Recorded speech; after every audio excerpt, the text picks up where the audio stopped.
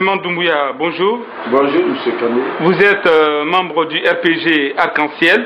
Ce lundi, on a entendu de folles rumeurs sur une probable disparition physique du chef de l'État. Des rumeurs qui ont été relayées, notamment sur les réseaux sociaux. Vous, en tant que responsable du RPG Arc-en-Ciel, comment est-ce que vous avez accueilli cette mauvaise rumeur, si on peut dire ainsi? Bon, avec un peu de mou, mais aussi avec l'ampleur aussi que les rumeurs avaient pris, j'ai été vraiment choqué qu'on continue à distiller des nouvelles comme ça, fondées sur du rien, et même à la limite humaine.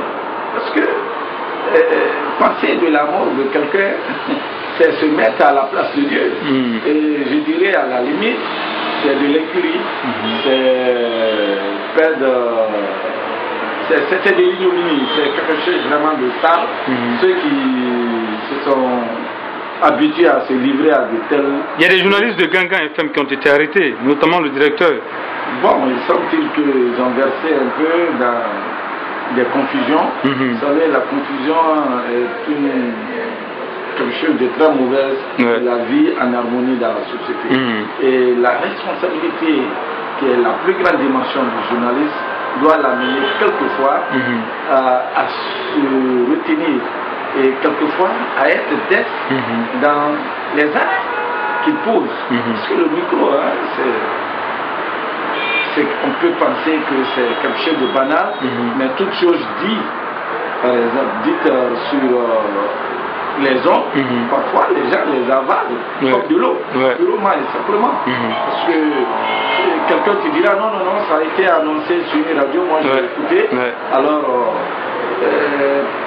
même si quelquefois c'est posé au conditionnel, le niveau culturel étant très bas, nos frères qui ne sont pas allés à l'école, qui ont une connaissance... Estime d'emblée que c'est une évidence. J'ai écouté à la radio, il n'y a pas de doute, mais vous savez combien de fois des troubles peuvent surgir comme ça, avec ces nouvelles pareilles, que Dieu nous en garde. Je pense que notre responsabilité à tous serait prochainement de veiller sur de tels trucs, de telles choses, je veux dire, pour éviter que le pays bascule dans le chaos. On a vu un chef d'État, si vous voulez, c'était surtout le professeur Alpha Condé est comme une charpente aujourd'hui. Quand il s'écroule avant terme, que Dieu nous en garde, c'est tout l'édifice qui risque, c'est tout le navire qui risque de prendre de l'eau. Alors c'est un péril majeur qui gagne. On a vu le chef de l'État à Kaloum en train de battre le pavé. Est-ce que c'est une façon aussi de répondre aux gens, montrer qu'il est encore bien en pleine forme, si on peut dire ainsi? Est-ce que c'est un peu aussi ce message?